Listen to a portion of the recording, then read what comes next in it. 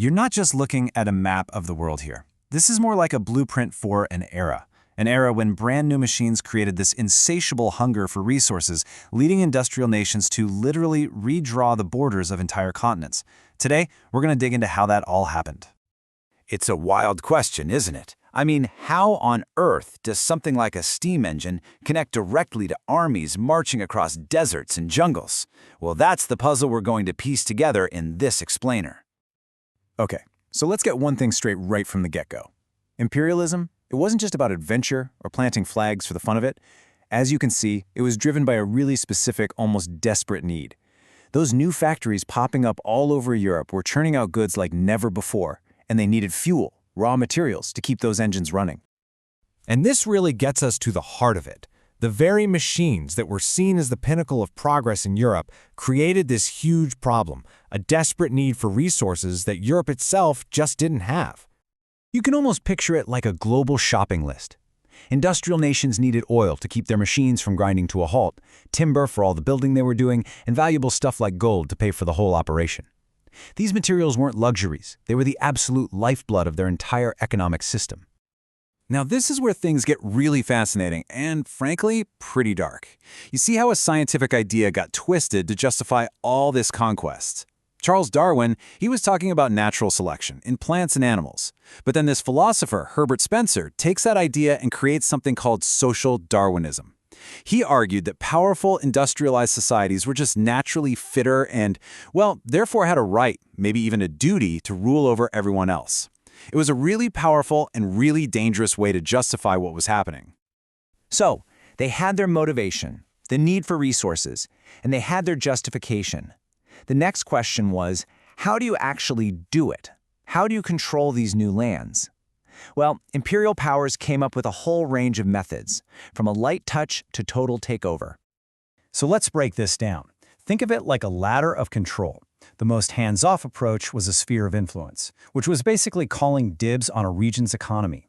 A step up was a protectorate, where you'd let the local ruler stay, but you are the one pulling all the strings behind the scenes.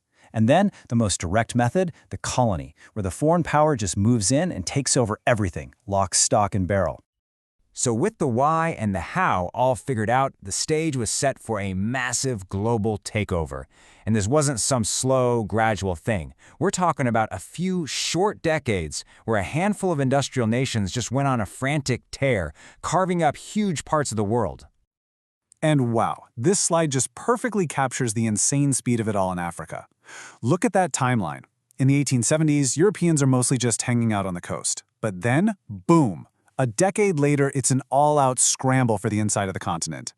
It got so chaotic they had to hold the Berlin Conference in 1884, which, let's be clear, wasn't about Africa's future. It was about European powers drawing lines on a map so they could divvy up the continent without going to war with each other.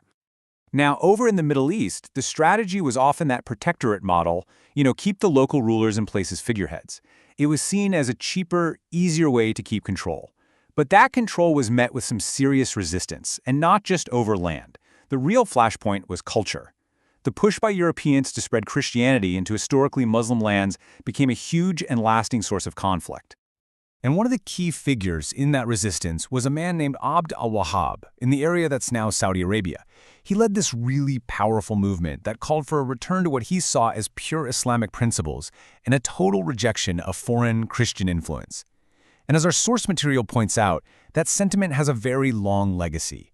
You can still see echoes of it in the ideologies of some groups in the region today. The story of British India is just a textbook case of how imperialism evolved. It didn't start with an army storming the beaches. It started with the business, the British East India Company, which was just there to trade. But slowly, over a century, that business interest turned into political conquest. Everything blew up during the Sepoy Rebellion, a massive fight for independence. When that rebellion failed, the British government stepped in, took control away from the company, and established direct, formal rule. And you see a very similar story of resistance against foreign control playing out in China.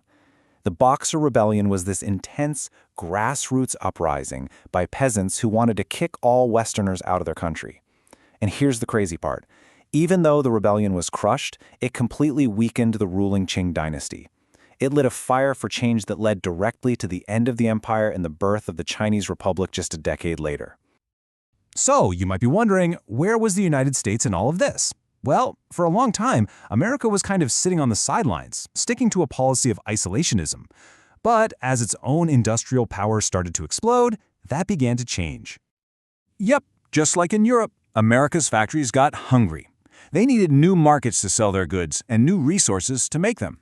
So the nation started looking south to Latin America as the perfect place to expand its economic power. That old policy of staying out of world affairs, it just wasn't going to work anymore with their new industrial ambitions. And really, the foundation for this was laid way earlier with something called the Monroe Doctrine. On the surface, it was a pretty clear warning to Europe: stay out of the Americas. But the message between the lines was just as clear.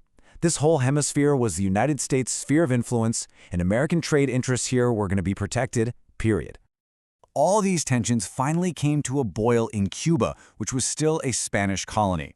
The situation was already a powder keg, but when the American battleship, the USS Maine, mysteriously exploded in Havana's harbor, well, that was the spark that lit the fuse for war. The war itself was short and totally one-sided. And the treaty that ended it dramatically changed the map. Cuba got its independence, but the U.S. walked away with Guam and Puerto Rico as new territories. And then, in a move that shocked a lot of people, Spain sold the entire nation of the Philippines to the United States. $20 million. That was the price tag. It's just a stark reminder that in this age of imperialism, entire countries and all the people in them could be bought and sold just like any other commodity. So this whole era might seem like it's firmly in the history books, but its impact is absolutely all around us. The decisions that were made and the borders that were drawn over a century ago have shaped the very fabric of the world we live in today. And that leaves us with one final, big question to chew on. When you look at a world map today, when you see modern conflicts, political alliances, the way wealth is distributed, how much of that is still defined by lines that were drawn, not by the people who live there, but by distant empires hungry for resources? It's definitely something to think about.